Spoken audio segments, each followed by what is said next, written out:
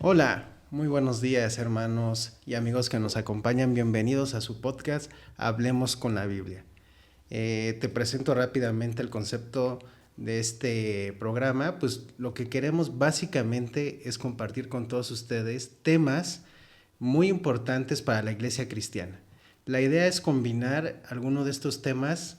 Por ejemplo, vamos a hablar de teología, donde trataremos temas a lo mejor un poco más profundos, pero también estaremos abordando temas para la familia, para los jóvenes.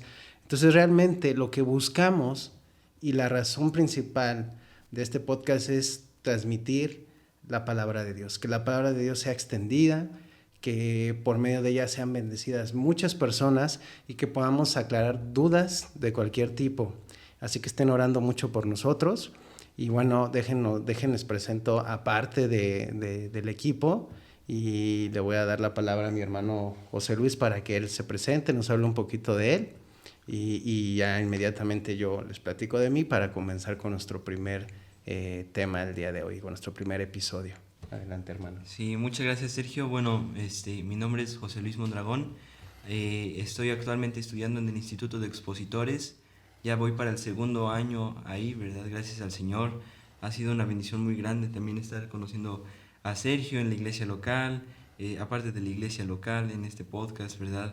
Y pues oramos que el Señor obre a través de su palabra, ¿no? Como dice Jeremías 1, que él vela sobre su palabra para cumplirla, y queremos ser fieles a este llamado sobre predicar las verdades de la Escritura en varios temas.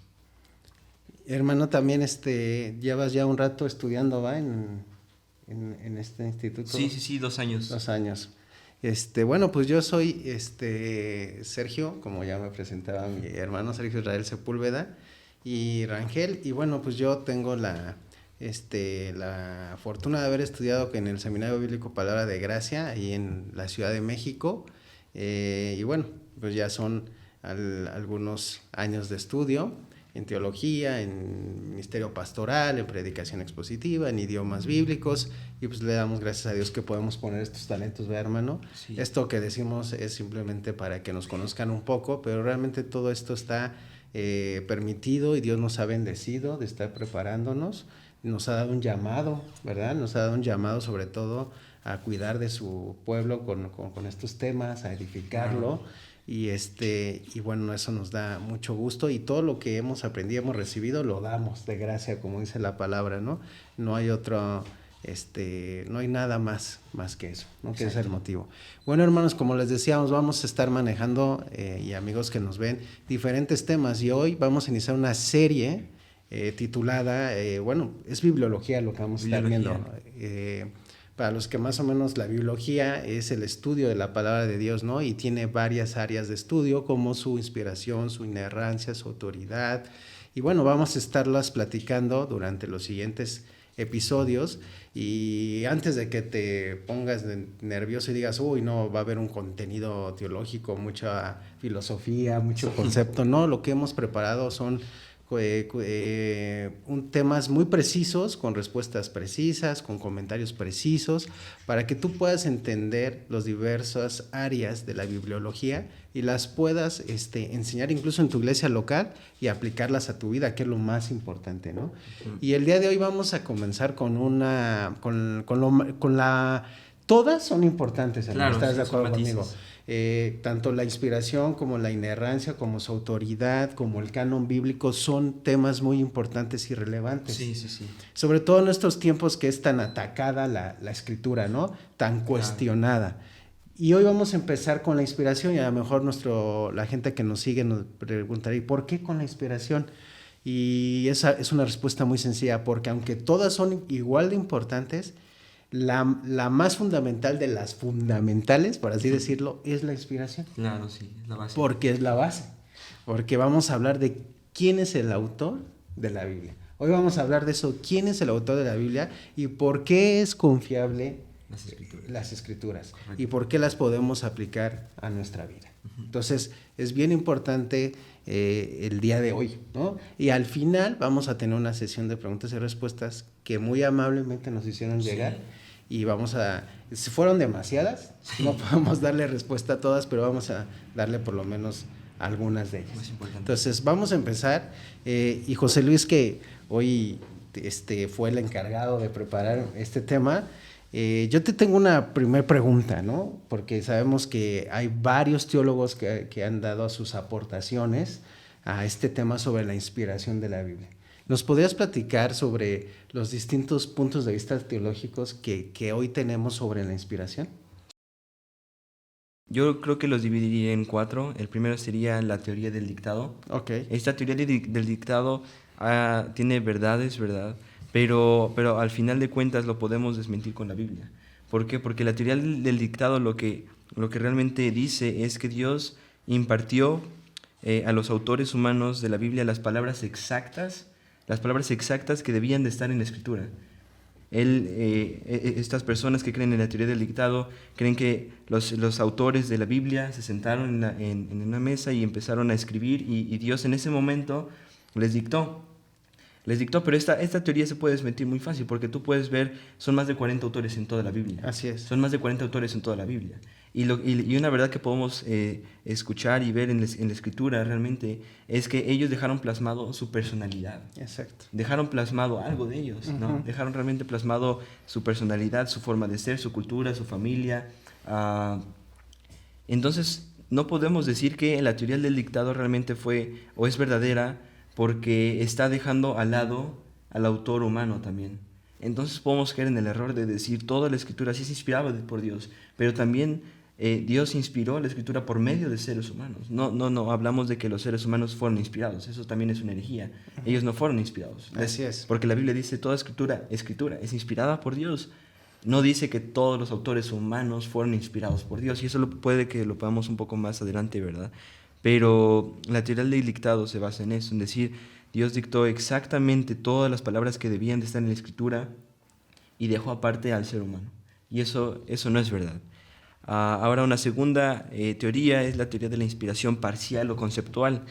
Y esto es que Dios dio el concepto y la idea general sobre la revelación a sus escritores. Y ellos plasmaron o expresaron la verdad que Él les dio, el concepto que les dio a su manera. Y esto el día de hoy en el pueblo cristiano se cree mucho. Y eso es algo muy triste, la inspiración conceptual. Y por eso el día de hoy tenemos muchas Biblias, ¿verdad? Y no estamos en contra de las traducciones dinámicas, ¿verdad? Pero realmente podemos ver que muchos traducen la Biblia dinámica diciendo, esta es la palabra de Dios. Esa es la palabra de Dios. Y cuando caemos en ese error de decir, es que Dios inspiró la idea y no inspiró las palabras, caemos en un error muy grande. Porque Dios no pudo dar una idea si no dio palabras. Si tú das una idea, ¿verdad? Tú la das con palabras. Entonces, si tú le cambias las palabras, vas a dar otra idea. Entonces, esto es muy interesante, que realmente las traducciones dinámicas en el día de hoy lo que hacen es, bueno, es que Dios inspiró la idea, quiero ver lo que dice el versículo y lo parafraseo. Lo parafraseo de alguna manera que lo puedan hacer más entendible. Pero realmente la Biblia debe de ser, y lo vamos a platicar un poco más adelante, la Biblia debe de ser una ventana al original hebreo y griego. Debe ser una ventana que nos permita realmente conocer qué es lo que Dios inspiró en los manuscritos antiguos, en los manuscritos que realmente escribieron los autores principales. Entonces, esa es la teoría de la inspiración parcial o conceptual. Y déjame hacer algo muy importante, porque estas dos principales teorías que nos mencionas y que lo explicas muy claramente para nuestra gente, son bien opuestas, ¿no? Sí, porque sí, está sí. La parte de la teoría del dictado es Dios literalmente le dijo a José Luis, a Pablo, siéntate y anota, ¿no? Y entonces nos imaginamos a un cuate que está ahí como loco escribiendo, anulando eso que siempre a Dios nos ha permitido. Él siendo el soberano, siempre le ha permitido al ser humano ser partícipe de su obra y de todo lo que él hace. Y eso es algo muy hermoso. Sí. Entonces, por ende, esa teoría no va, porque Dios nos permite plasmar, o le permitió a cada autor plasmar parte de su personalidad, como bien decías. Pero cada palabra fue inspirada por él, respetando la personalidad. Y por algo los escogió, que luego hablaremos de eso, porque estoy seguro que dijo, tú por esto, ¿no? Entonces, Sí. a cada autor le dio la misión de escribir ciertos libros y es muy interesante ver cuáles. Y la segunda teoría, que es la conceptual, sería el otro extremo. Es un Dios diciendo, ¿sabes qué? Escribe sobre la salvación, Sí. escríbele sobre la edificación de la iglesia, pero pues hazle como puedas, ¿eh? Sí. O sea, ahí ponte a investigar Exacto. y pues a ver qué sale, ¿no? Ajá. Entonces, pues tampoco No. está errado eso. Y por eso es que descalificamos estos dos primeros teorías Sí. que se plantean. Y como tú dices, ¿no? Hoy en día la segunda es como muy vigente en el mundo cristiano porque nos encanta darle tú lo decías perfecto, darle nuestra interpretación a los conceptos Sí. que queremos, ya ignorando lo que Dios ya dijo, ¿no? Parafrasearlo, sí, claro. Y está súper interesante esto. Seguimos, hermano. Y hay algo muy interesante, Sí. Sergio, que realmente muchos intentan justificar los aparentes errores que tiene la Biblia con esta teoría del concepto o de la inspiración parcial. Muchos justifican los supuestos errores que hay en la Biblia con esta teoría, porque realmente ellos dicen que bueno, Dios inspiró la idea y el autor pudo equivocarse al redactarla. Exacto. Y eso es una herejía. Eso no lo vemos en la Escritura. Eso, porque toda la Biblia es inerrante. En sus manuscritos originales y también las traducciones ahorita que tenemos, vamos a ver que deben de ser una ventana al griego, pero también vemos el carácter de Dios al preservar su palabra. Entonces esta teoría la desmentimos también.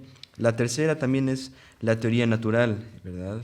La revelación tuvo origen en el ser humano, ellos dicen, tuvo origen en el ser humano, principalmente en su experiencia, y ahora por su experiencia se cuenta como inspirada. Eso es otra herejía y yo creo que es de las peores. De las peores. Sí. Porque realmente podemos ver que ellos dicen, es que Dios inspiró su vida. Dios inspiró su vida y ellos al plasmar su vida y al plasmar todas sus experiencias, lo que ellos habían vivido, lo que ellos habían pasado, entonces el producto final es escritura. Y eso no lo podemos decir, porque niega la autoría divina y exalta la autoría humana, niega la parte divina que Dios tuvo en la escritura y niega realmente también la teoría del dictado. Por eso dije al principio, ¿verdad?, que tenía una verdad parcial. Exacto. Porque es verdad que Dios inspiró cada palabra de la Biblia, pero no es verdad que dejó pasar por alto la personalidad del escritor. Y esto también lo podemos desmentir. Y esto nos lleva al otro extremo, sí, ¿no? Claro, donde el ser humano, a través de su experiencia con Dios, de lo que fue sí, de lo que ha pasado, viviendo en ese momento, escribió, sí, ¿no? Y dejando de fuera, pues, que sí, al final de cuentas toda revelación es comunicada por Dios. Claro. Eso es lo que debemos entender. Toda la revelación bíblica fue comunicada, transmitida por Dios. Claro. ¿no? Inspirada. Entonces, por supuesto que tampoco estamos de acuerdo con esto. Claro, no. Y bueno, ahora vamos a pasar al punto bíblico, ¿no? Al punto bíblico. Okay. Primero vimos los errores, ¿verdad? Teología del dictado, teología, la idea de la inspiración parcial, la teoría de la inspiración natural que realmente nació en el ser humano. Y ahora vamos a pasar al punto bíblico, que es realmente la dualidad de la inspiración de la Escritura. Cómo realmente Dios puede ser Dios y dejar que el ser humano también ponga de su personalidad, pero al mismo tiempo tenemos un escrito que es 100% divino, pero tampoco podemos quitarle lo humano a la Biblia. Así es. Pero al final de cuentas sí tenemos una Biblia inspirada por Dios. Y es que por medio del Espíritu Santo, Dios inspiró cada palabra que escribieron los autores sin pasar por alto su personalidad. Y esto puede ser un poco difícil de entender y lo vamos a desglosar, ¿verdad?, en los siguientes minutos. Y realmente esto es algo muy interesante. Pero tiene que ver con esto, que Dios transformó providencialmente, en su providencia, en su soberanía, a los autores de la Biblia en exactamente lo que Él quería que fueran.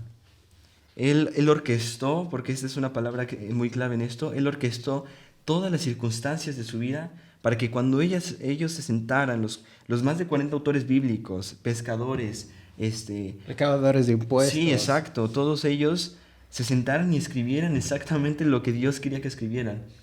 Entonces vamos a ver un poco más esto.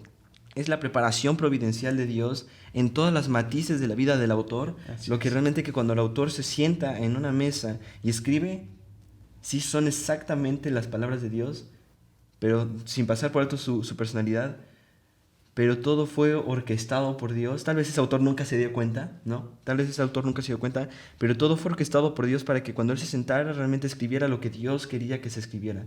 Y ese producto final que tenemos el día de hoy, que es la Escritura, fuera todo inspirado por Dios.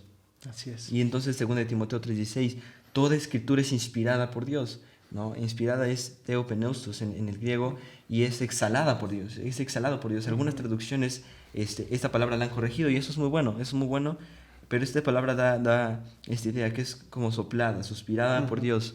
Entonces vamos a platicar un poco más del punto de vista bíblico. Esta preparación providencial se extendió a todas las variantes, matices, extensiones de la vida del autor, a todas. Podría decir 6 rápidamente. La familia inmediata, se extendió a su familia inmediata. Dios providencialmente escogió dónde naciera, ¿no? Bueno, esa es otra verdad, pero con quién naciera, toda su familia inmediata, lejana. Dios en su providencia es algo impresionante. También el concepto cultural. Dios escogió que cada autor de la Escritura naciera en una cultura perfecta, ¿no? Perfecta en el tema para que cuando realmente se sentaran ellos a escribir lo que Dios quería se decía realmente lo que Dios intentaba decir. Ahora también en un entorno social. Este entorno social llevaba sus amigos, ¿no? Creyentes o no creyentes. Lo podemos ver con Job, ¿no? Todos los amigos sociales que tuvo, la vida social que tuvo y cómo le afectó, cómo le benefició. Así es. Lo podemos ver con Pedro, lo podemos ver con Pablo, lo podemos ver en todas las matices de la Biblia, que realmente este entorno social fue también orquestado por Dios. Ahora también en las relaciones personales, familiares, sociales, la formación educativa, ¿verdad? Sabemos que Pablo fue preparado en una buena escuela judía, con un rabino bueno, ¿no? Y esta preparación a Pablo, si tú lees Hechos, creo que es en Hechos 17, cuando Pablo empieza a hablar en hebreo, y todos dicen, bueno, ¿cómo puede hablar hebreo, no? Cierto. Y es porque realmente Dios providencialmente orquestó todo para que Pablo fuera a esa escuela, ¿no? Para que Pablo se preparara y para que Pablo pudiera hablar hebreo. Y cuando se sentara a escribir la Biblia, realmente tú puedes ver en los escritos de Pablo, en las epístolas de Pablo, tú puedes ver a alguien que sabía, alguien que le giraba el cerebro, ¿no? Sí. Alguien que tenía, estaba consciente de lo que escribía, alguien muy conocedor judío, alguien que realmente sabía lo que él escribía. Él se decía celoso, Sí, ¿no? Celoso sí, exacto. Él de sabía sus costumbres, de lo que él, en donde había sido educado. Sí, claro. Y sabes también las experiencias vitales de los escritores. Esa es la sexta. Las experiencias vitales de las escrituras las podemos ver con Jonás, ¿no? Jonás, bueno, fue tragado por una ballena y Dios orquestó todo eso. Dios orquestó todo eso. Y para que cuando Jonás escribiera lo que escribió, fuera inspirado por Dios. Fuera realmente todo con base a lo que Dios quería realmente, lo que Dios intentaba comunicar. Y esto podemos ver hasta dónde se extiende la soberanía, la providencia de Dios en la vida no solo de ellos, sino también en nuestra. Pero para escribir la Escritura, realmente Dios orquestó la vida de estas personas. Dios orquestó sus circunstancias, su familia, su entorno social, sus experiencias vitales. Y eso es algo muy interesante. Dios usó cada factor para preparar todas las vasijas elegidas con el fin de comunicar su palabra exactamente de la manera que Él deseaba que se había de comunicar. Además de preparar a los autores humanos, ¿verdad? Dios también orquestó todos los acontecimientos intrínsecamente relacionados de la historia humana. Dios orquestó toda la historia humana para que en su forma pudieran los escritores pasar por eso. Y entonces al ver eso, ¿verdad? Al ver como, por ejemplo, en Primera de Juan, con el gnosticismo. Y es algo muy interesante porque tú ves en Primera de Juan todo el tiempo que debate eso, el gnosticismo, la idea de que realmente, bueno, tu espíritu es mantenido puro, pero si tú pecas, es mantenido puro. Solamente tu carne se contamina y eso es una herejía. Y entonces tú puedes, en Primera de Juan, por eso muchos recomiendan leer Primera de Juan, ¿no? Como seguridad de salvación. ¿Por qué? Porque Juan estaba combatiendo esa idea de que, bueno, estas personas no son creyentes. Pueden decir mucho, pero si viven así, realmente tienen un espíritu inmundo. Así es. Tienen un espíritu sucio. Dice en el versículo 9 del capítulo 3 de 1 de Juan que el que peca es del diablo. El que peca es del diablo. En el versículo 8 dice eso, porque en el versículo 9 dice eso, porque alguien que ha nacido de nuevo no puede pecar. porque la simiente de Dios permanece en él y eso es permanecer en el pecado. Entonces tú puedes ver realmente también la providencia de Dios orquestando la historia humana, para que estos escritores se sentaran y escribieran realmente lo que Dios quería que se escribieran. Y esto también, Sergio, es algo muy importante, y es la importancia de estudiar el contexto cuando tú estudias la Biblia. Claro. Porque Dios no se voló el contexto. Dios orquestó el contexto.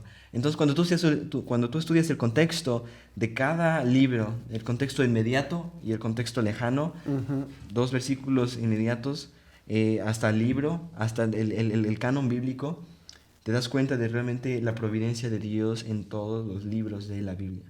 En todos los libros de la Biblia. Entonces esto es algo muy interesante, que Dios orquestó absolutamente todo. Y las Escrituras presentan a Dios como el autor final y a los hombres como sus instrumentos, ¿verdad? Entonces, en Jeremías 15:19 podemos ver que Dios se servía de los profetas como sus portavoces. Y eso lo vamos a ver un poco más después cuando hablemos de la canonicidad. Pero yo creo que, Sergio, que esto realmente es el punto de vista bíblico. Dios orquestando todo para que cuando se sentaran escribieran lo que Dios quería que se escribiera. Fíjate que ahí voy a dar una aportación muy importante para nuestros hermanos en la fe que de repente empiezan a escuchar, como tú decías al inicio, teorías y autores que ciertamente no son confiables, ¿no? Mi hermano, a lo largo de su plática, si ustedes lo vieron, manejó siempre dos conceptos muy importantes: soberanía, providencia. Soberanía y providencia. ¿Por qué la gente por qué la gente busca confundir o se desvía de la verdad, José Luis? Porque no ha entendido que Dios tiene perfecto control y no hay nada que pase que Él no quiera que pase. Claro. Entonces, eso es un golpe para el orgullo humano, porque a los seres humanos nos gusta controlar nuestra vida, nos gusta controlar lo que creemos, lo que pensamos. Creemos que tenemos ese control. Pero el Dios en el que nosotros creemos, en el cual confiamos, por eso es Dios, es un Dios que tiene todo bajo su control. Claro. Entonces, cuando estamos hablando de inspiración, no hay por qué confundirse, amados hermanos, amigos que nos ven.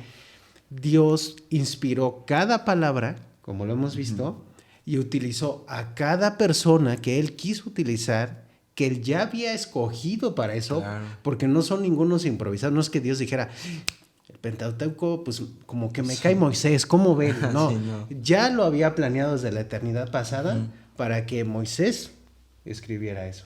Entonces, cartas pastorales a Pablo, a Pedro, ¿no? Entonces, debemos entender que Dios, como tú bien lo has dicho, en su soberanía y en su providencia, que son dos conceptos teológicos que luego vamos a platicar de ellos, significa, hermanos que nos ven, en pocas palabras, es que Dios controla todo lo que pasa en este mundo, ¿no?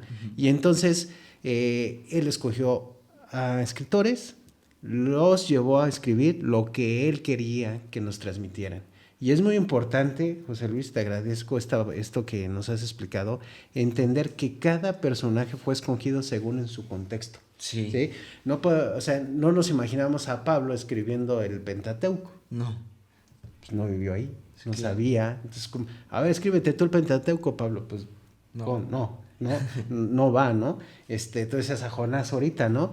Que le dijera a Pedro: tú vas a escribir Jonás. Sí, lo que pasó. Pues no. Cada autor tuvo su contexto y una razón, y permitió Dios que ese autor, al escribir, su personalidad queda plasmada, ¿no? Eso es muy importante, por eso quiero hacer eso. Pablo siempre es necesario para la iglesia de hoy, porque necesitamos Pablo que le dice a Timoteo: no aceptes doctrinas que no son. Pero necesitamos ese Pablo porque él tenía esa fuerza. Sí. Claro. Si leemos a Juan fue muy cercano al Señor Jesús. Y la verdad es que Juan escribe con fuerza, pero ciertamente escribe con, no sé si estés conmigo, con mucho amor. Es su evangelio de Juan. Es un evangelio muy cargado de teología, de conocimiento. Entonces vemos que Juan era así, ¿no? Era el discípulo amado, y él transmitió todo lo que recibió de Jesús, y lo transmitió de una manera con amor, con mucho conocimiento, con mucha exactitud. Pero vemos a un Pablo que de repente se pone muy intenso. No, que es así. Entonces, La verdad es que al final, por ejemplo, leemos Deuteronomio y vemos cómo el autor expresa su misma frustración con el pueblo, o sea, él mismo lo va a expresar, este pueblo que tú me diste, ¿no? Dios lo dejó. Y lo deja, ¿no? Pero hasta esa palabra está inspirada por Dios y nada está fuera de su control. Pero es hermoso entender esto y que ninguna palabra que está aquí se le haya escapado al Señor, sino con una intención clara y planeada, que es lo importante, se escribió. Claro. ¿No? Entonces podemos concluir esta parte en eso, ¿no? O sea, realmente el punto bíblico es una autoría dual, donde el autor supremo, pues, obviamente es Dios, pero usando, como tú decías, a seres humanos, con su carácter, con su personalidad, porque era necesario, tú lo mencionaste muy bien, para el contexto, ¿no? Cada libro tiene un contexto. Cuando nosotros leemos los profetas mayores y menores, hay profetas más intensos que otros, ¿no? Por ejemplo, Jeremías, el profeta chillón, cuando escribe, pues así se le conoce, ¿no? Cuando escribe Lamentaciones, yo me imagino que todo el tiempo estaba pues era así, era la característica de él, ¿no? Entonces, Salomón, ¿no? Entonces, Salomón que se aventó Eclesiastés, librazo, ¿no? Sí, Dios lo dejó. Y ahí encontramos que vemos como Salomón dice, ¿sabes qué? Yo aprobé riquezas, mujeres, todo. Su vida. Y lo único que te puedo decir es que todo es vanidad. Precioso libro, pero lo deja expresarse con el fin de que nosotros nos identifiquemos como humanos. Porque que Dios hubiera escrito una carta, imagínate, una carta que no entenderíamos. Porque Dios dice la palabra que sus pensamientos están por encima de nosotros. Entonces debemos entender que siempre Dios es poniéndose en nuestro contexto. No, y es algo muy interesante. Yo estaba leyendo un libro y ese autor, creo que es Stephen Charnock, que decía, bueno, cuando Dios habla con la Biblia, Dios transmite, ¿verdad? Su palabra en un idioma, en nuestro idioma, es como un papá intentando balbucear con su hijo. Exacto. O con su hijo pequeño, ¿no? Con su bebé. ¿Por qué? Porque el papá, o sea, sabe hablar, el papá tiene conocimiento, pero para que le entienda el hijo, ¿no? O para que le entienda, se comunica como él. Entonces, que Dios haya comunicado nuestro idioma, es esa sublevación, ese realmente humildad, ¿verdad? Porque la Biblia dice, ¿verdad? Sean mansos como yo, ¿verdad? Jesús lo dijo. Y esa realmente soberanía de Dios, también lo mencionabas, por ejemplo, con Eclesiastés, ¿verdad? Eclesiastés, bueno, incluso en un versículo de Eclesiastés dice, no seas muy justo, ¿no? No sea que te ciegues, ¿no? Y eso es algo muy interesante porque la Biblia nos manda a ser justos. Exacto. Entonces tú ves cómo realmente Dios, no podemos leer Eclesiastés, es importante estudiar el contexto porque no puedes leer Eclesiastés diciendo esto es una verdad de alguien que estaba bien con Dios, porque vas a caer en graves problemas, Entonces es impresionante cómo Dios deja al ser humano decir esto y sigue siendo soberano sobre absolutamente todo. ¿Sabes qué me gusta lo que acabas de decir ahorita y a la gente que nos ve? Es que Dios usa gente imperfecta. Nunca ha usado perfecta, sí. Pecadora. Porque luego creen que para que eres cristiano y eres perfecto. Sí, como te digo, ¿no? A veces consideran que los cristianos son perfectos y que Dios tuvo ese razonamiento o tiene ese razonamiento, ¿no? De decir, no, José Luis, mira, es bien bueno, hace todo esto, a él sí. Y hay que dejar bien claro que lo que hace Dios es escoger gente imperfecta para que nos identifiquemos. Sí. Tú lo decías muy bien ahorita con Salomón, ¿no? ¿Cuántos errores no cometió? Sí. Y sin embargo, está en la Biblia, sin embargo, escribe libros y nos ha dejado el libro de los Proverbios, ¿no? Entonces, al final del día, Dios usa a quien Él quiere usar. Sí. En su soberanía y en su providencia, ¿no? Entonces la gente tiene que entender eso, tiene que entender que Dios tiene el control de todo, por eso no hay confusión para nosotros ni para ustedes, hermanos y amigos que nos ven. Dios es soberano para inspirar su palabra usando gente común. Perfecta. Y cuidando que lo que ha inspirado por todos los siglos de los siglos va a permanecer. Por eso dice la palabra de Dios que el mundo y todas sus cosas pasarán, pero su palabra permanece para siempre. porque de Él depende, no de nosotros. Claro. Igual pasa con la iglesia, si hacemos como una comparación. La iglesia es gobernada por Cristo como cabeza y dirigida, instruida aquí en la tierra por el Espíritu Santo, que es el que va llevando, es el encargado de exaltar a Cristo. Pero ¿quién maneja la iglesia?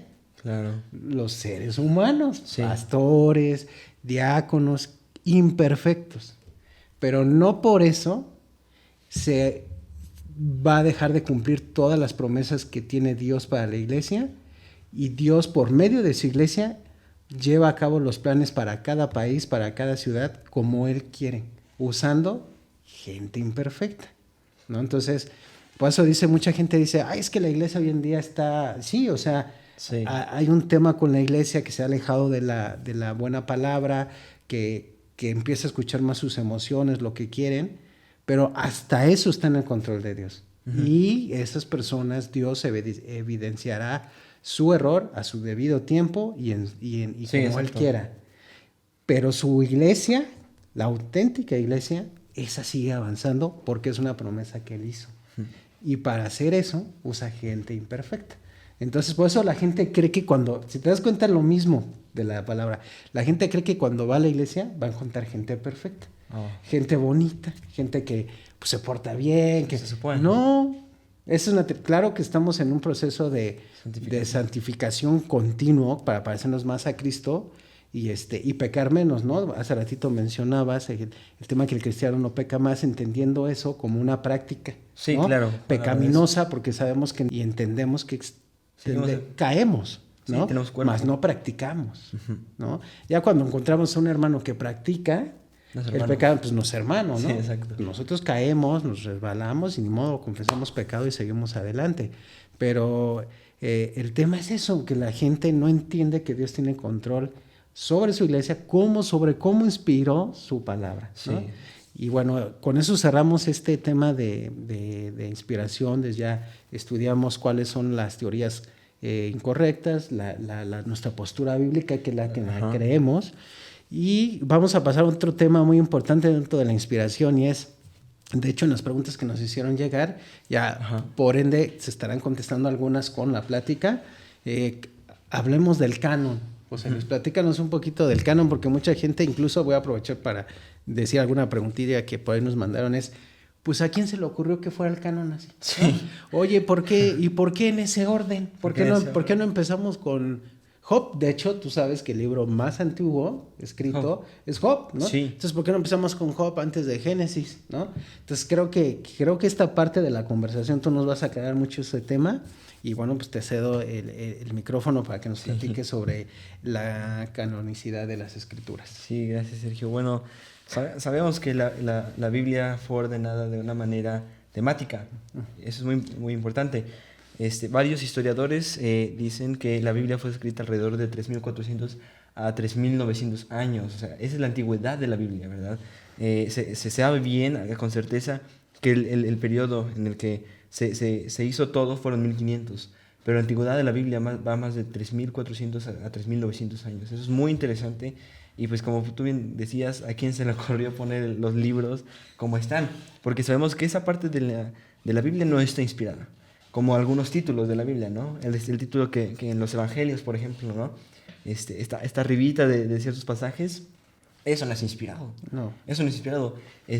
Cómo separaron los versículos tampoco es inspirado. Eso no fue inspirado, eso fueron los hombres. Incluso si tú te pones a estudiar un poco, en eso sí erramos un poco. En eso sí los humanos erraron un poco al no ver la gramática que los autores utilizaban. Se regían por varios principios, conexiones, ¿no? Pero al final eso no es inspirado, sino solamente las letras, las palabras de la escritura. Ahora, ¿cómo podemos definir el canon? El canon en el original, en la palabra en latín, se llama vara de medir. Esa es la palabra canon, vara de medir. Y quiere hacer referencia al estándar por el cual medimos todas las cosas. El estándar por el cual medimos o deberíamos de medir todas las cosas. Ahora, los escépticos enseñan que habían 3000 candidatos al canon bíblico. Y esto es para sentar bases, ¿no? Algunos dicen que hay hubieron más de 3000 candidatos para incluir en el canon, de los cuales Sí. se escribieron primero la Iglesia Católica, y voy a después hablar un poco de cómo la Iglesia Católica generó su propia idea sobre la canonicidad de la Biblia y cómo realmente es la idea de la Biblia.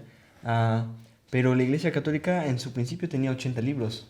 Después dijeron, bueno, le vamos a quitar 3 por ciertas circunstancias, y ahora tiene 77. Así es. En el Concilio de Trento, en 1500, creo que 30 y algo, al 46 creo. Y eso es algo muy interesante, cómo la Iglesia Católica, la Iglesia Católica hizo el canon, pero la Iglesia Cristiana, bueno, ese es el concepto de la Iglesia Católica, pero la Iglesia Cristiana reacciona al canon, reacciona al canon. Ahora, la Iglesia no pudo simplemente escoger los libros. ¿Por qué? Porque estaríamos diciendo es que la Iglesia entonces es infalible. Sí, exacto. Y eso es su energía, ¿verdad? La Iglesia, como tú bien decías, es pecadora. Y como tú bien lo decías, o sea, Dios se sirvió de pecadores. Dios se pudo servir de ángeles. Dios se pudo servir Así de es. serafines. Dios se pudo servir de todo, pero Dios escogió a personas pecadoras. ¿Por qué? Porque esto le exalta más. Es cuando los ángeles contemplan, ¿no? A la iglesia es wow, o sea, ¿cómo puedes ser así con ellos? ¿No? ¿Cómo puedes usarlos? ¿Cómo puedes glorificarte en medio de ellos? Y Dios es Dios. Entonces, ahora el canon bíblico, vara de medir. Ujú. Ahora, ¿cuáles fueron los filtros realmente que se utilizaron para poder nosotros comprender que los libros que tenemos en la Biblia son los que deberían de estar? Porque ese es el fin del canon. Realmente saber si los libros que tenemos en la Biblia son los que realmente Dios quiso que tuviéramos, ¿no es así? Entonces, el canon de las escrituras no fue escogido por la iglesia. Eso debemos de tenerlo muy, muy en cuenta, porque entonces diríamos que la iglesia es infalible y podríamos caer en el error de los católicos, la infalibilidad papal, Ujú. ¿no? Entonces la iglesia no es infalible. Muchos, yo tenía este concepto antes, que la iglesia escogió el canon, pero eso no es verdad, eso no es verdad. La iglesia reaccionó al canon, Así pero de es. ninguna manera pudo escoger el canon, porque entonces estaríamos diciendo entonces los pecadores son inspirados, y eso no es verdad. ¿No? Y además agregaría eso que dice, si la iglesia puede escoger el canon, en primer lugar puede quitar y poner cuando quiera, ¿no? Errar. Y decir, este libro ya no, y este sí, Ajá, ¿no? claro. Y todos los libros que ha agregado la Iglesia Católica, en este caso que mencionas como los Macabeos, estaríamos, la Iglesia es la que los está elevando a un grado de inspiración por Dios, que es el tema que vas a tú a hablar. El único que podía escoger el canon es Dios, porque Él solamente sabe qué libros inspiró, ¿no? Entonces, Claro. eso es importante que lo dejemos claro a nuestra audiencia. Y si hay personas que profesan o militan en el catolicismo romano, pues es bueno invitarlos a que hagan un estudio serio de Sí, esto, ¿no? sí, claro. Es importante que ellos mismos investiguen, que reafirmen lo que les estamos diciendo, pero que entiendan por qué lo estamos haciendo, ¿no? Entonces, eso es muy buen punto. Recuerden, hermanos, la iglesia no escogió el canon, no puede escogerlo, porque entonces literalmente estamos hablando de que tomarían el lugar de Dios, Sí, ¿no? exacto. Y más bien, como tú bien dices, la iglesia reacciona al canon, Ujú. a los libros inspirados. Claro. Entonces, quisiera hablar un poco, Sergio, de cuáles fueron los filtros que la iglesia primitiva utilizó para escoger cuáles libros sí y cuáles libros no. El primero es el origen apostólico. El origen apostólico. Tú puedes ver esto, ¿verdad? En el Evangelio de Mateo. En el Evangelio de Mateo se ve muy bien. En el Evangelio de Juan también. En el Evangelio de Lucas y Marcos es un caso distinto, y ahorita lo voy a explicar un poco. Pero todos los libros debían de tener origen apostólico o influencia apostólica. Debían de tener esas dos partes. ¿Por qué? Porque al final Dios por medio de quien hablaba era por medio de los apóstoles, solamente por medio de los apóstoles y por medio de los profetas, ¿no? Uh-huh. En Hebreos 1:1 dice, Dios, antes habiendo hablado de muchas maneras, ¿verdad? Bueno. Al pueblo, por medio de los profetas, ahora ha hablado en el Hijo, Uh-huh. en el idioma del Hijo, y el canon es cerrado. Entonces, es algo muy interesante, Sergio, porque la Iglesia Católica no cree eso. La Iglesia Católica no cree esto, porque tiene libros que fueron no de origen ni de influencia apostólica, pero realmente los únicos que realmente fueron inspirados y sus palabras dice primero de Corintios 2:13 que fueron los apóstoles. Pablo decía en 1 Corintios 2:13, ¿verdad? Yo no hablo de mi parte, Exacto. ¿no? Sino lo que yo entiendo de Dios. Ujú. ¿Por qué? Porque Juan 14:26 dice que Cristo les iba a recordar todo lo que ellos habían vivido, todas las palabras de Él. Entonces, cuando quitamos eso, caemos en un error muy grande. Y ese versículo de Juan 14:26, el día de hoy muchos lo toman, ¿no? Es que Dios me recuerda su palabra, Dios me recuerda, o yo hablo la palabra de Dios. No, esa promesa de Juan 14:26 es hecha a los apóstoles. ¿Para qué? Para que ellos realmente pudieran escoger, o más que nada escribir el canon. El canon. Entonces debía de tener influencia u origen apostólico. Ahora te decía lo de Marcos y Lucas. Podemos decir origen, influencia y como la revisión apostólica, ¿no? Sí, exacto. Eso es lo que queramos diciendo. Exacto. O sea, los apóstoles revisaron todos los libros y siempre y cuando bajo ellos aprobaran es que se colocaron. Claro. Exacto. Por ejemplo, Marcos. Marcos no fue un apóstol. No. Marcos no fue un apóstol, ni un discípulo directo de Cristo. Porque claro que era discípulo de Cristo, pero no era un discípulo directo de Cristo. Él no fue contemporáneo a Cristo. Lucas tampoco, ¿no? Lucas tampoco. Pero por eso digo influencia. ¿Por qué? Porque tú puedes ver el Evangelio de Marcos y realmente el Evangelio de Marcos es el Evangelio de Pedro. Así es. Es el Evangelio de Pedro. Pedro, Marcos era un escriba y un escriba lo que hacía era, con su gramática estudiada y todo, transcribía todo lo que los apóstoles le decían. Entonces ese fue el rol de Marcos. Pero el día de hoy tenemos así en nuestra Biblia Marcos, pero realmente es de origen de Pedro.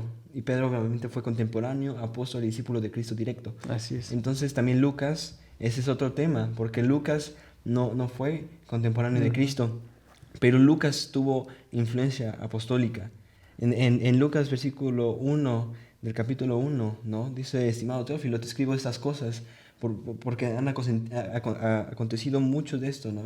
Se escucha mucho, pero yo he redactado estas cosas, he ido a preguntar, ¿no? Sí. Y tú puedes ver en Lucas 2 cómo realmente Lucas va y le pregunta a María, y le pregunta a varios apóstoles. Puedes ver en el Evangelio de Lucas que realmente es una combinación de muchos pensamientos. Entonces, también el libro de Hechos, Lucas empieza igual.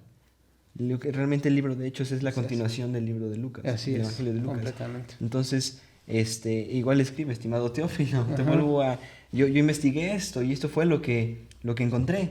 No viene de mí, y eso lo aclaró Lucas. Entonces fue una influencia apostólica. Y eso es algo muy importante. Ahora, también el segundo parámetro es la aceptación de la iglesia primitiva. La aceptación de la iglesia primitiva. Esto era muy importante. Y no digo la elección de la iglesia primitiva, eso no.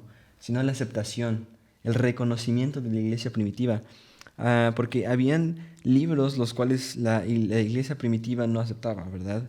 Y que cuestionaban. Sin embargo, no podemos creer en la infalibilidad de la iglesia. No podemos creer en la infalibilidad de la iglesia, sino solamente en la infalibilidad de Dios al revelar su palabra y que la iglesia aceptara esos libros. Entonces, eso es algo muy interesante porque, y te lo voy a ilustrar de una manera, Sergio, el punto de vista católico y el punto de vista bíblico protestante, que es el punto de vista católico, es la iglesia escogió el canon. La iglesia escogió el canon. Y el punto de vista cristiano es la iglesia solo reaccionó al canon. Y te lo voy a poner con un ejemplo de un termómetro y un termostato, ¿no? En un termostato, el termostato lo que hace es pone a una temperatura el ambiente, pero el termómetro solamente reacciona. Sí. Tú puedes tener la calefacción en tu casa, ¿no? Y en una parte de ese aparatito es el termómetro que te dice esta es la temperatura a la que estamos. Y el termostato esta es la temperatura que tú quieres, ¿no? Que le pusiste para que tú quisieras. Entonces uno reacciona y otro lo pone. Exacto. Entonces el punto de vista bíblico es nada más la iglesia primitiva reaccionó, ¿verdad? Solamente reaccionó a la verdad del canon bíblico. Mientras que la iglesia católica escogió los libros, los filtró por otros parámetros que no creo que sean bíblicos, y los podemos refutar, ¿verdad? Pero pues eso fue la aceptación del canon bíblico de parte de la iglesia primitiva. Ahora también hay algo muy interesante, que estos profetas o estos apóstoles debían de tener la confirmación de Dios por medio de milagros. Uh-huh. Debían de tener la confirmación de Dios por medio de milagros. ¿Por qué? Porque ¿qué dice en Deuteronomio? Cualquier profeta que hable en mi parte y no se cumpla, mátenlo, porque yo nunca hablé por él. Pero ahora te vas a Hechos y viene Pentecostés y es la confirmación de la palabra de Dios a la palabra de los apóstoles para decirles, miren, realmente el Espíritu Santo vino. Realmente esto no puede ser de humanos, sino porque hablamos en sus lenguas, siendo nosotros de otro pueblo. Entonces, ok, sí, ahora crean tu palabra. Jesús les dijo, ¿no? Las palabras que yo les doy, si no las crean en Juan 5. Crean por lo que yo hago, crean por lo que han visto. Y entonces debían de ellos también hacer lo mismo, de tener realmente confirmación de parte de Dios de que hablaban de parte de Dios. Así es. Entonces ese es otro parámetro, que estos profetas apóstoles debían de tener la confirmación de milagros de parte de Dios. Ahora también un libro sin contradicción. Un libro sin contradicción. Obviamente si tienes un libro y contradice el resto del canon bíblico, lo vas a descartar. Una verdad que no sea de parte de Dios debe ser descartada, ¿no? Y esto es algo también muy importante. También la evidencia para transformar vidas. La evidencia para transformar vidas. Lo práctico. ¿Realmente este libro hace lo que dice hacer? Este libro hace lo que dice hacer. Y ese es otro punto para defender la veracidad de las Escrituras, que podemos después estar hablando de él en la inerrancia, que va a ser otro podcast dentro de la misma serie que vamos a tratar de bibliología. Pero realmente la Biblia hace lo que dice hacer. Y eso es otra prueba de que la Biblia es lo que dice ser, ¿no? Entonces, yo por último también diría que debe de tener la verdad de Dios. Debe de cuadrar con los atributos de Dios mostrados en todos los demás libros. Debe de cuadrar con lo que Dios ha revelado de sí mismo en todos los demás libros. Si no cuadra, entonces obviamente no tiene ni inspiración bíblica, porque hay algo muy interesante, Sergio, que los parámetros para escoger el Antiguo Testamento y el Nuevo Testamento son muy distintos. ¿Por qué? Porque el Antiguo Testamento fue preservado por los judíos. Gracias. Solamente por los judíos. Pero el Nuevo Testamento, realmente, la iglesia se encargó de reaccionar al canon, pero no solo de eso, sino que lo tradujo a nuestro idioma. Porque el canon originalmente fue escrito en hebreo y en griego. Uh-huh. Entonces, la iglesia misma tuvo otros parámetros, pero que al fin y al cabo realmente son los mismos parámetros bíblicos que Dios estableció.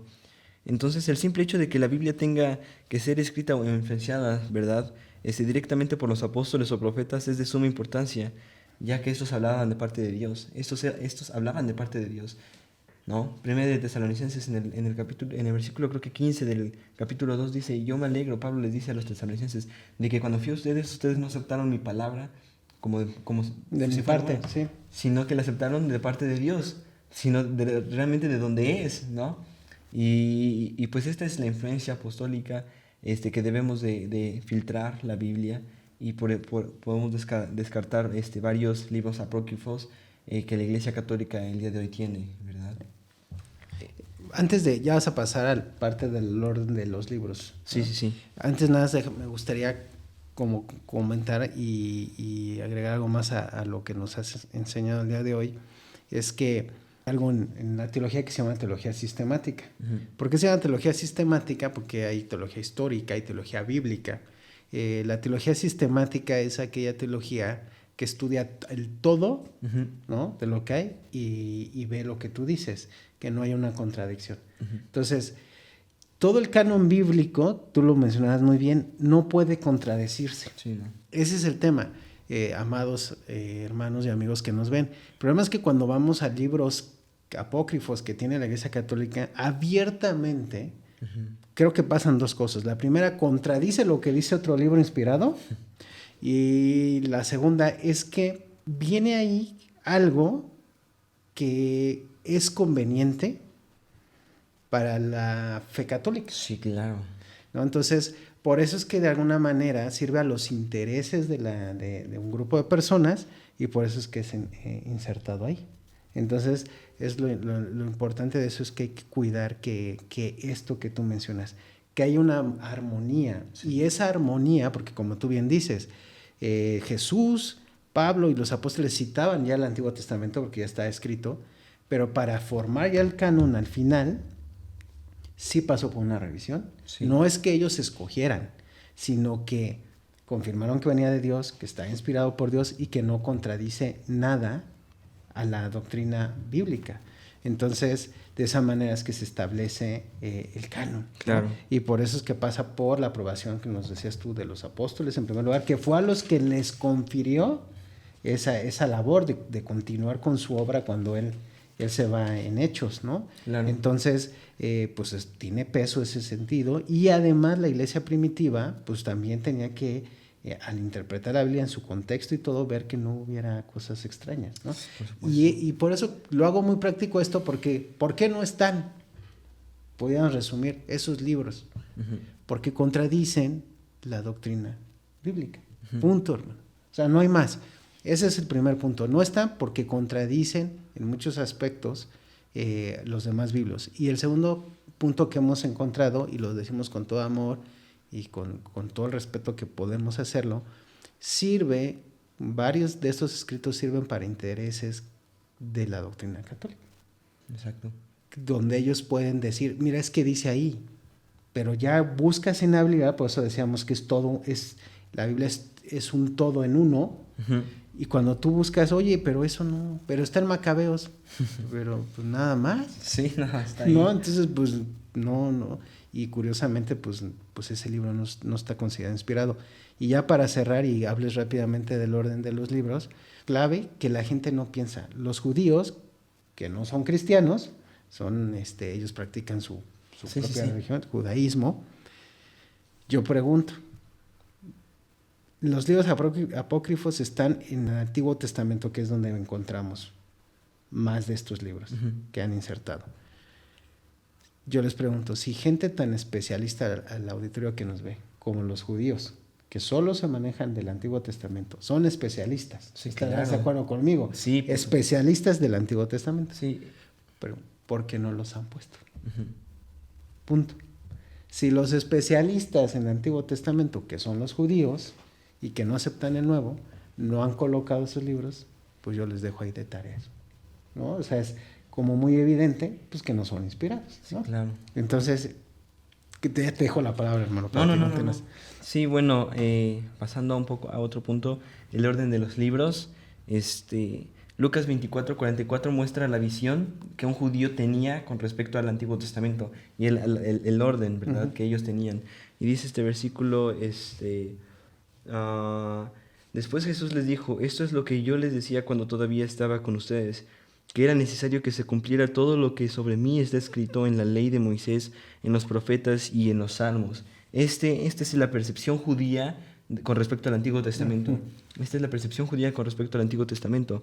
Entonces, primero, en este versículo dice lo que estaba escrito de mí en la ley de Moisés. Exacto. Entonces, Moisés, ¿verdad?, escribió el Pentateuco, y así un judío lo veía, porque primero era la Torá, la ley. Exacto. Entonces, por eso está primero el Pentateuco, ¿verdad? También después están los profetas, así fue ordenado la Biblia. Exacto. Los profetas y los libros proféticos. Debemos entender algo muy importante, que los libros en la Biblia no están ordenados cronológicamente. No están ordenados cronológicamente. Están ordenados temáticamente. Eso es muy importante. Están ordenados temáticamente. Y después de los profetas, ¿verdad?, en el canon del Antiguo Testamento están otros escritores, ¿no? Los libros poéticos, los libros históricos, sapiensales, ¿no? Salmos, proverbios, esos libros. Entonces, es algo muy interesante que tú mencionabas. Un judío realmente se tomaba muy en serio la escritura, muy en serio la escritura. Ellos la estudiaban todo el día. Entonces ellos no pudieron errar. Exacto. Por la preservación del canon. Después vamos al Nuevo Testamento, ¿verdad? Las epístolas de Pablo, ¿verdad? Las epístolas de Pablo que bueno, primero se ordenaron los 4 evangelios. Ajá. Se ordenaron los 4 evangelios. Después el único libro histórico del Nuevo Testamento, que es Hechos. Y después las cartas de Pablo. Pero a las iglesias. Eso fue el primer orden. Bueno, vamos a ordenar las cartas de Pablo, pero dirigidas a las iglesias. Por eso encontramos, pues, después de Hechos, Romanos, ¿no? A Roma, Corintios a Corinto, Gálatas a Galacia, ¿no? Efesios a Éfeso. Colosas. Sí, Filipenses a Filipos. O sea, fueron ordenados principalmente el primer término para las iglesias. Así fueron ordenados los libros de Pablo. Ahora, la segunda parte de los libros de Pablo fueron ordenados para personas específicas. Para personas específicas. Eso se le llaman el orden personal de las epístolas de Pablo. Timoteo, ¿no? Timoteo, o sea, en 1 Timoteo no hay una iglesia timotea, ¿no? Exacto. O sea, en el versículo 1 dice para Timoteo, hijo en la fe, ¿no? Entonces, fueron ordenados también de esa manera, ¿no? Las epístolas a las iglesias, las epístolas personales y el resto de las epístolas, después de las de Pablo, pues tenemos Hebreos, ¿no? Hebreos. Y hay algo muy interesante que desde Hebreos hasta Apocalipsis, hasta Judas, perdón, fueron ordenadas por longitud. Sí, es cierto. Sí, exacto. El autor que sea, fueron ordenados por longitud. Siendo Hebreos con 13 capítulos y Judas con un capítulo, ¿no? Y hasta el final se puso el último libro escrito de la Biblia.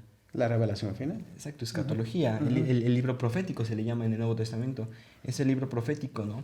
Y al final se cerró el canon. Y esto vamos a hablar después de la suficiencia de la Escritura, de Apocalipsis 22-21, cuando dice, hasta aquí llegó el canon. Y el que le agregue un versículo dos antes, ¿no? En el 19 dice, el que le agregue algo o le quite algo es culpable delante de Dios, es hallado culpable delante de Dios y Dios quitará su parte del árbol de la vida. La Reina Valera dice libro de la vida, pero la traducción fiel es árbol de la vida, no tiene el favor de Dios. Entonces vamos a hablar después de la suficiencia de las Escrituras con el favor del Señor y creo que va a ser un tema muy interesante, Sergio. Sí. Nada más para apoyar ahí el comentario de mi amado hermano, porque habrá quien sea muy estudioso, dirá que ese versículo está dirigido para el Apocalipsis. Y sí, en una interpretación inicial, hermanos, eso que comenta José Luis de que no agreguen, sí se refiere a ese libro, porque por lo como decía José Luis, es el último libro de escatología. Pero hay una regla de hermenéutica que luego hablaremos de ella, es que la Biblia tiene una interpretación, sí, pero muchas aplicaciones. Entonces, aunque su interpretación inicial va dirigido al libro de Apocalipsis, que no agregues nada, lo podemos aplicar a toda la Biblia. Claro. Porque aquel que le agregue algo más a la Biblia, hay un tema. Eso nada más lo reafirmo para aquellos que son muy exegéticos, ¿no? Entonces, para que podamos tener eso. Y tal cual como nos platicaste, fue el orden por qué se escogió así. ¿Ok? Y cerramos con el tema de veracidad de las escrituras. ¿Qué nos puedes comentar de esta parte? Sí, bueno, creo que la veracidad de las Escrituras es un tema muy importante. ¿Por qué? Porque la fe cristiana se levanta en el término de si la Biblia realmente es veraz, ¿no? Si es inspirada, entonces es veraz. Y esto viene, la veracidad de las Escrituras, viene original, exacto, de su autor. Originalmente es de su autor. Si su autor es Dios, entonces todo lo que Dios hace es veraz. Entonces, si todo lo que hace Dios es veraz, y Él hizo la Biblia, 2 Timoteo 3:16, ¿no? 1 Pedro 1, si realmente Él fue el autor de las Escrituras, entonces la Biblia debe de ser veraz y debe de ser inerrante. Y eso lo vamos a hablar también en otra podcast, la inerrancia de la Biblia, la infalibilidad de la Biblia.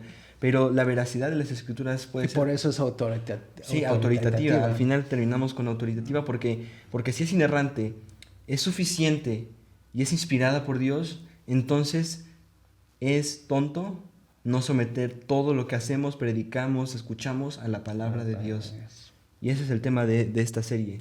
Realmente terminar con la autoridad. Así es. Realmente terminar con la suficiencia, la autoridad en un púlpito hasta de rodillas. Sí. Desde rodillas, desde orar, cómo realmente tú te debes de basar en la Biblia, hasta predicar la misma palabra de Dios.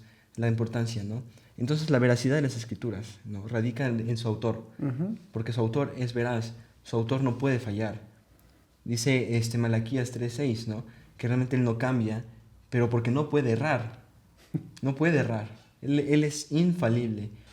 La iglesia es falible, ¿verdad? Entonces, primero debemos de tener en claro que nadie que no tenga el Espíritu Santo, a veces los cristianos, ¿no? Intentan defender la veracidad de las Escrituras, ¿no? Defender lo que nosotros creemos, pero a nadie que no tenga el Espíritu Santo de Dios morando en él va a poder primero comprender la Biblia, ni aceptarla. ¿Por qué? Porque dice 1 Corintios 2, ¿no? Para ellos es una locura. Todo lo que nosotros creemos para ellos es una locura. ¿Por qué? Porque al final debe de tener el Espíritu Santo de Dios morando en él. ¿Para qué? Para que cuando la lee realmente sea transformado por el Espíritu Santo, según de Corintios 3:18. Entonces la veracidad de las Escrituras es lo que realmente mantiene de pie a la fe cristiana. Dios ha plasmado una coherencia interna que revela su autoría divina. Una coherencia interna que revela su autoría divina. Una infalibilidad interna que revela su autoría divina. Y esto lo vamos a ver un poco después, ¿verdad? Pero al final lo que realmente hace a la Biblia ser que quien es su autor. Es su autor realmente. Es veraz, es infalible, es completamente inerrante. Entonces toda la obra de la Biblia es igual y comparte el mismo carácter de Dios. Y eso es algo muy importante. La Biblia comparte el carácter de Dios. La Biblia comparte el carácter de Dios. Bueno, eso es tan importante para nosotros, ¿no? Porque luego decía el pastor Josías Grauman que luego somos atacados nosotros por católicos y otras personas de como adoradores de la Biblia. No somos adoradores de la Biblia, simplemente le damos su justo valor. El valor que ella misma le da. Que es la palabra de Dios. Sí. 100% inspirada y viene de eso por su autor, ¿no? Y gracias a la autoría de Dios, pues viene que es inerrante, que es autoritativa y que es suficiente, ¿no? Entonces, ese es el principio, y es veraz. No hay error en ella por eso mismo, por su autor, ¿vale? Con eso terminamos, ¿cierto? Sí. Entonces, hermanos, pues estamos cerrando esto y a manera de recapitular, antes de contestar algunas preguntas que nos hicieron llegar, pues la Biblia es inspirada por Dios, es la parte fundamental, porque de eso surge la inerrancia, la autoridad y la suficiencia de las Escrituras, porque todo viene en el autor. Dios es el autor de la palabra de Dios.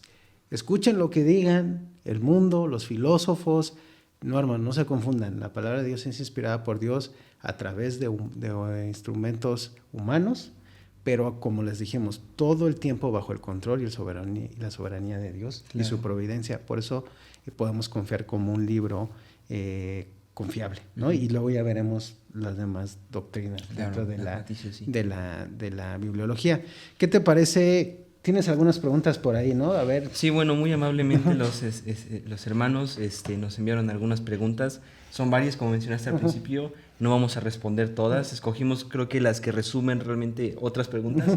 Entonces, la primera pregunta que nos hacían, o la que formulamos fue: ¿cada palabra de la Biblia es inspirada o fueron los autores los inspirados?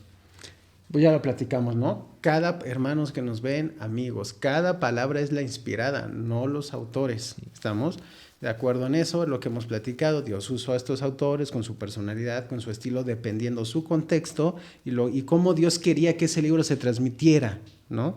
Eso es muy importante, por eso escogió a alguien con toda la intención de decir: Pablo, vas a darle duro a las iglesias. Salomón, vas a enseñar sabiduría.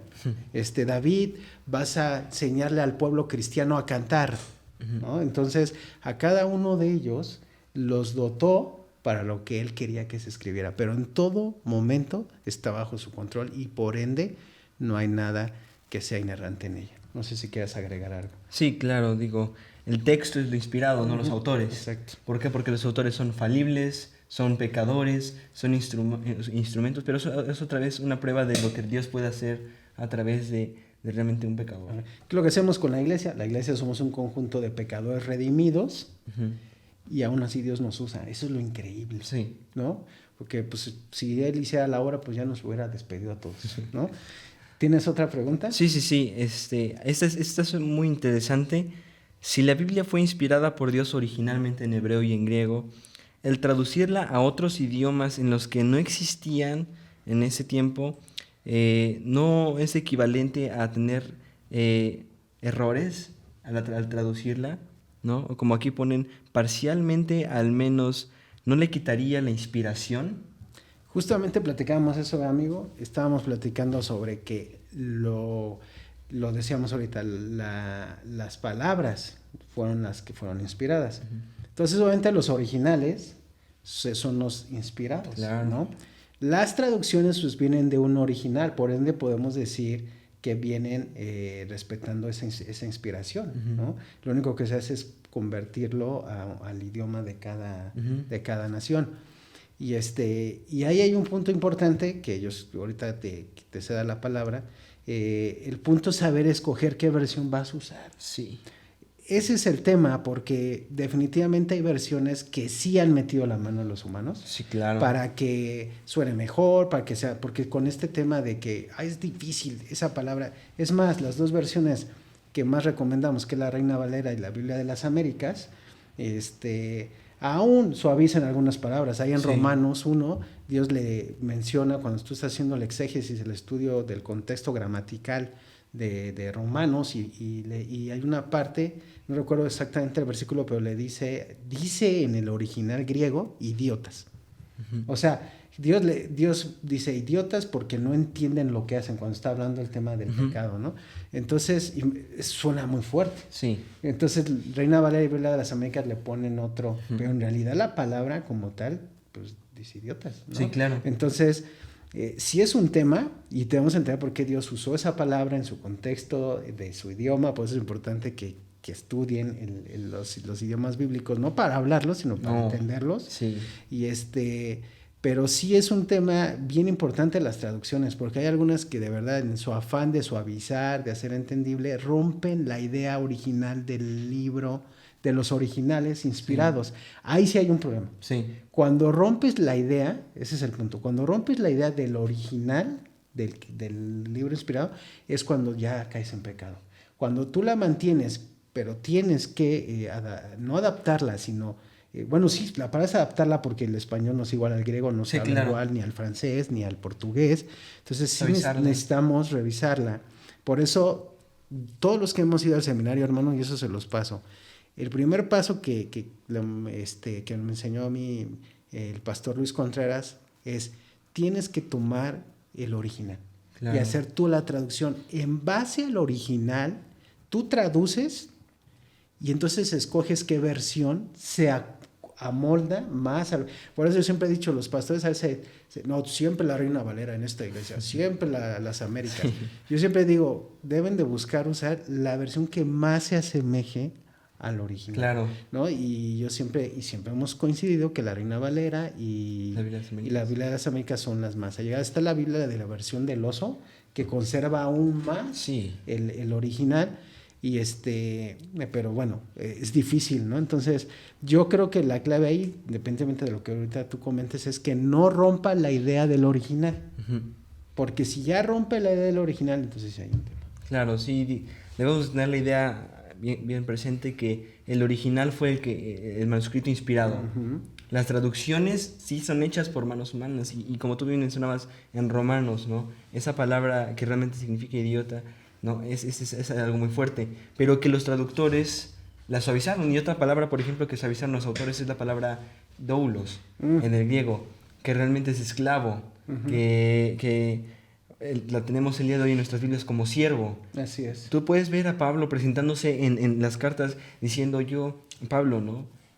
Siervo de Cristo, siervo de Dios. Pero en el original tú te vas y dice doulos, y el doulos era una persona que era el menor rango de esclavitud. Sí. Ese doulos tenía una esposa, ¿no? Ese doulos tenía hijos, y todos sus hijos y su esposa le pertenecía a su curios. Entonces, ¿qué te hace entender esto? Obviamente te cambia todo el contexto. Entonces, como tú bien dijiste, los manuscritos originales son los inspirados. Sin embargo, creemos en la preservación de la palabra de Dios. Así es. Creemos que Dios preserva su palabra, preserva los originales, y por eso estudios que se han hecho, estaba leyendo esta mañana que el 99% de la Biblia, cuando se encontraron los rollos del Mar Muerto, ¿no? Y esos fueron escritos hace cientos de años.